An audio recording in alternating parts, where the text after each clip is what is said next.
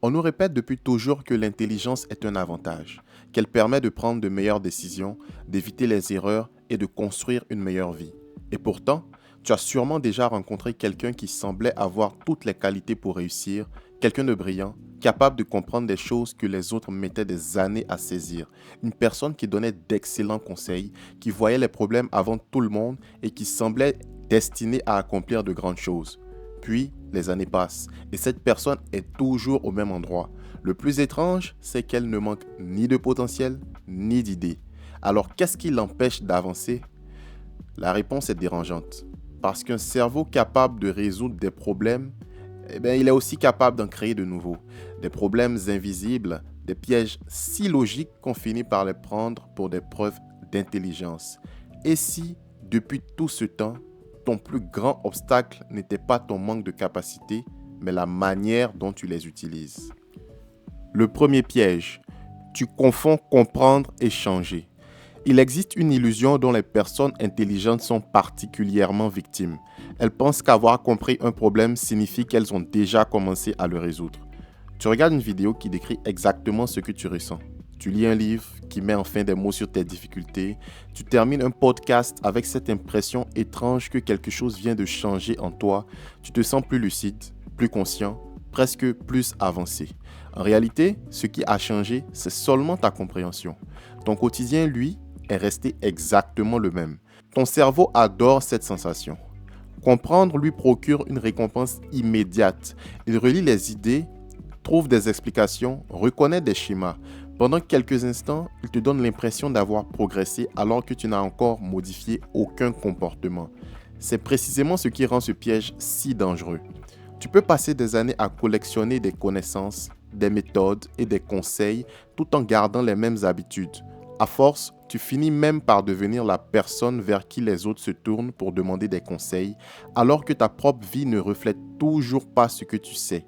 Le monde ne rencontre jamais ce que tu comprends. Il rencontre uniquement ce que tu fais de cette compréhension. Le savoir donne la sensation d'avancer. Les habitudes, elles, avancent réellement. Et c'est justement là que le problème commence à prendre une autre forme. Parce qu'à partir du moment où tu as l'impression de comprendre beaucoup de choses, il devient de plus en plus difficile d'accepter que certaines de tes convictions puissent être fausses. Sans t'en rendre compte, tu ne cherches plus seulement à apprendre. Tu commences à vouloir avoir raison. Tu cherches à avoir raison. Plus une personne est habituée à être perçue comme intelligente, plus elle associe inconsciemment sa valeur à sa capacité d'avoir les bonnes réponses. Au début, ce n'est qu'un détail. Puis, petit à petit, chaque erreur devient plus difficile à accepter. Non pas parce qu'elle est grave, mais parce qu'elle menace l'image que tu as construite de toi-même. Alors, ton cerveau s'adapte. Au lieu de remettre tes idées en question, il apprend à les défendre. Il est remarquablement doué pour ça. Il trouve des arguments solides, des explications cohérentes, des justifications presque impossibles à contredire. Vu de l'extérieur, on pourrait croire que tu réfléchis profondément. En réalité, tu protèges parfois une position que tu aurais dû abandonner depuis longtemps. Le plus ironique, c'est que cette capacité à argumenter est souvent considérée comme une preuve d'intelligence. Et pourtant, elle peut devenir un immense frein lorsqu'elle est utilisée contre toi-même. Chaque fois que ton ego transforme une erreur en débat, il repousse un peu plus le moment où tu pourras réellement évoluer. Tu repenses peut-être à une décision que tu défends encore aujourd'hui. Au fond de toi, une petite voix te dit depuis longtemps qu'elle n'était probablement pas la bonne. Mais reconnaître cette vérité demanderait de revoir une partie de ton histoire, alors tu préfères continuer à la justifier. Sans le vouloir, tu protèges ton passé au détriment de ton avenir. Chaque fois que ton ego gagne un débat, ton avenir perd une occasion de grandir. Mais ce mécanisme cache un problème encore plus subtil. Parce qu'une fois que ton cerveau est devenu capable de défendre chacune de tes décisions, il finit aussi par défendre toutes les limites que tu t'imposes. Et c'est là que l'intelligence commence à travailler contre toi. Tu utilises ton intelligence pour justifier tes limites. On imagine souvent que les personnes intelligentes passent plus vite à l'action parce qu'elles comprennent plus vite. Pourtant, il arrive exactement l'inverse. Plus ton cerveau est capable d'analyser une situation, plus il devient capable d'imaginer des raisons crédibles de repousser le premier pas. Tu ne te racontes pas des excuses évidentes. Tu construis des raisonnements sophistiqués. Tu te convaincs qu'il te manque encore une compétence, que le texte n'est pas idéal ou qu'il serait plus judicieux d'attendre un peu. Et le pire, c'est que chacune de ces explications paraît parfaitement logique. Pendant ce temps, quelqu'un de moins brillant, mais plus imparfait dans son approche, accepte de commencer sans avoir toutes les réponses. Il fait des erreurs, apprend en avançant et progresse là où toi, tu perfectionnes encore ton plan. C'est une forme de sabotage particulièrement difficile à repérer parce qu'elle ressemble à de la prudence. En réalité, tu repousses simplement le moment où le réel remplacera enfin toutes les hypothèses que tu construis dans ta tête. Et un jour, tu regardes derrière toi. Tu réalises que tu as passé tellement de temps à préparer l'avenir que tu ne l'as jamais commencé. Une excuse intelligente retarde ton avenir exactement autant qu'une mauvaise excuse. Mais si tu repousses constamment l'action, une question finit forcément par apparaître. Pourquoi certaines personnes avec moins de capacités que toi avancent-elles plus vite? La réponse est inconfortable parce que tu observes leurs résultats sans voir tout ce qu'il a construit. Tu surestimes le talent. Quand quelqu'un réussit, ton cerveau cherche presque automatiquement une explication exceptionnelle. Tu te dis qu'il est naturellement plus doué, plus charismatique ou qu'il possède une qualité que tu n'auras jamais. Cette conclusion est rassurante parce qu'elle évite une autre possibilité beaucoup plus dérangeante. Et si cette personne avait simplement continué pendant que toi, tu attendais encore le bon moment? Le talent existe bien sûr, mais il est spectaculaire alors que la répétition est silencieuse. Personne ne remarque les centaines d'heures passées à progresser lorsque personne ne regarde. Personne n'applaudit les débuts maladroits. Pourtant, c'est là que se construit presque tout ce que tu admires aujourd'hui. Tu ouvres le profil de quelqu'un qui t'inspire, tu vois la version accomplie, les résultats, la confiance, les réussites. Mais ce que tu ne vois jamais, ce sont les moments où cette personne doutait autant que toi. Tu compares son chapitre 100 au tien, puis tu conclus que vous ne jouiez pas avec les mêmes cartes. Cette façon de penser est très dangereuse parce qu'elle transforme ton admiration en résignation. Tu cesses de te demander ce que tu pourrais apprendre pour commencer à te convaincre que tu n'étais simplement pas destiné à réussir. Le talent attire ton regard, la répétition construit ton avenir. Et quand tu commences à croire que les autres sont différents de toi, tu finis aussi par oublier de regarder la seule personne que tu peux réellement comprendre, toi-même. Tu analyses les autres plus que toi-même. Les personnes intelligentes aiment comprendre le monde. Elles observent les comportements, analysent les décisions des autres et repèrent rapidement leurs erreurs. C'est une qualité précieuse jusqu'au moment où elle devient une façon d'éviter de regarder à l'intérieur. Il est beaucoup plus confortable d'expliquer pourquoi quelqu'un d'autre échoue que de se demander pourquoi toi, tu répètes toujours les mêmes schémas. Parce que tant que l'analyse reste tournée vers l'extérieur, elle ne remet jamais ton identité en question. Tu remarques immédiatement les mauvaises habitudes de tes collègues, les erreurs de tes amis ou les choix discutables des personnes que tu suis sur Internet. Et pourtant, certaines de tes propres habitudes passent complètement sous ton radar. Non pas parce qu'elles sont invisibles, mais parce que ton cerveau est devenu expert pour détourner son regard lorsqu'il s'agit de toi. Le paradoxe est fascinant. Tu peux comprendre presque tout le monde, sauf la personne avec laquelle tu passes pourtant chaque seconde de ta vie. Et tant que tu resteras un meilleur observateur des autres que de toi-même, tu continueras à résoudre des problèmes qui ne sont pas les tiens. Le plus difficile n'est pas de comprendre les autres. Le plus difficile est d'arrêter de se raconter une histoire sur soi-même. Mais lorsqu'on évite de regarder ses propres mécanismes, chaque erreur finit par prendre une importance qu'elle ne devrait jamais avoir. Tu transformes chaque erreur en verdict. Une erreur devrait simplement répondre à une question. Qu'est-ce que je peux améliorer? Pourtant, beaucoup de personnes intelligentes lui donnent une toute autre signification. Elles la transforment en jugement sur leurs propres valeurs. Tu rates un entretien et tu ne te dis pas que tu étais mal préparé. Tu commences à penser que tu n'es peut-être pas fait pour ce métier. Tu lances un projet qui ne fonctionne pas et au lieu d'y voir un premier essai, tu y vois la preuve que tu n'es pas assez compétent. Pourquoi? Parce que plus tu t'identifies à ton intelligence, plus chaque échec ressemble à une remise en question de ton identité. Si tu te définis comme quelqu'un de brillant, échouer devient insupportable. Alors, ton cerveau préfère abandonner rapidement plutôt que risquer de découvrir ses limites. Le problème, c'est que toutes les personnes que tu admires ont accumulé des erreurs. La différence, c'est qu'elles les ont utilisées comme des informations, pas comme des condamnations.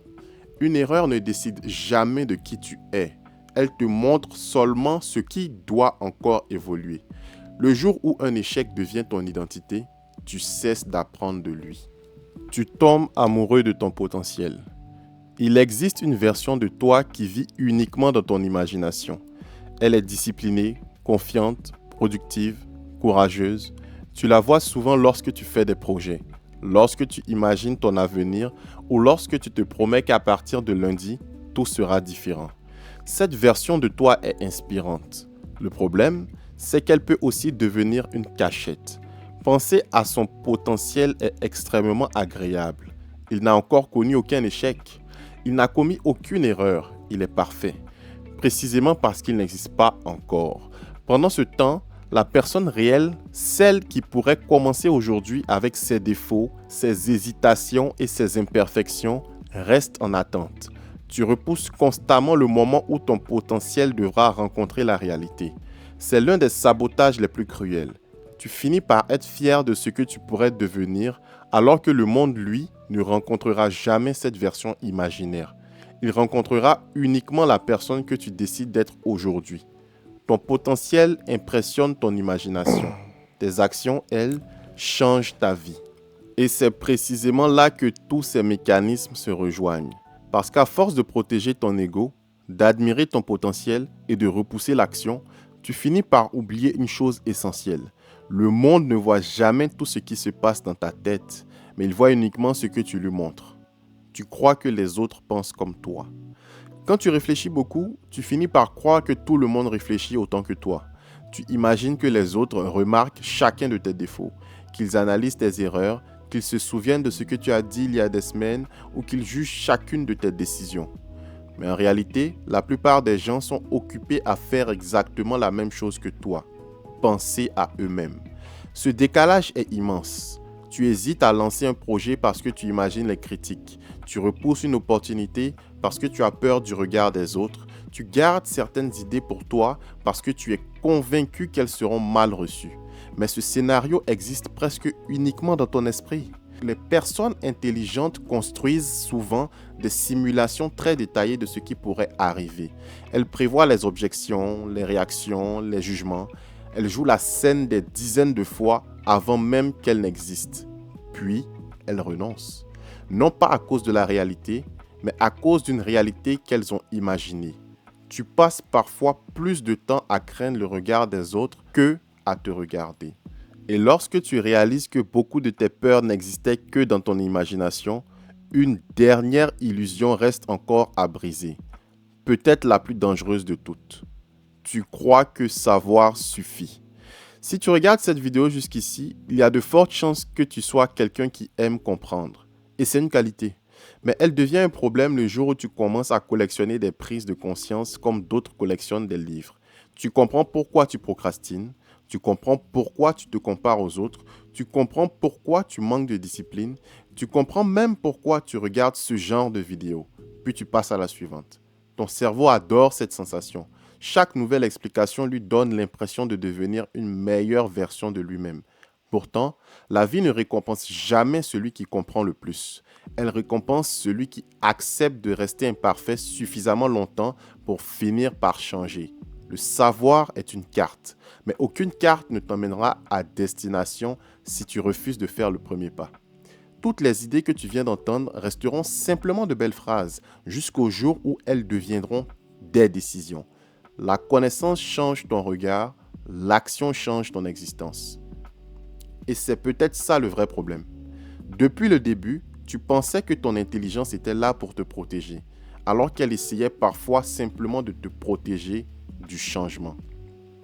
La vérité que personne ne t'a dite. Si tu regardes tous les pièges dont on vient de parler, tu remarqueras quelque chose d'étrange.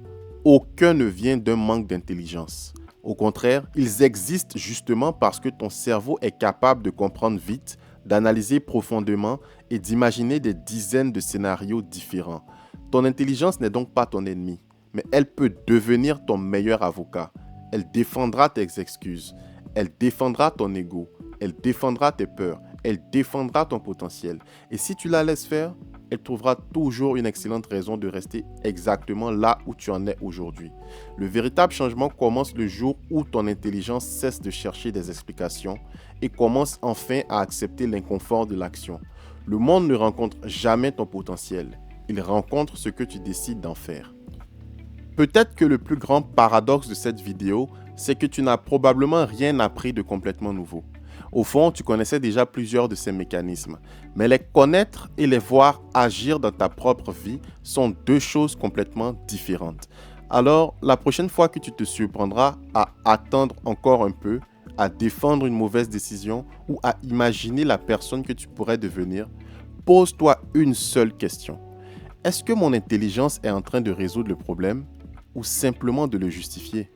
Parce que cette question pourrait changer beaucoup plus de choses que tu ne l'imagines. Et si cette vidéo t'a apporté quelque chose, pense à t'abonner. Parce qu'ici, on ne prétend pas avoir toutes les réponses, mais à chaque vidéo, on se comprend un peu mieux. Ciao.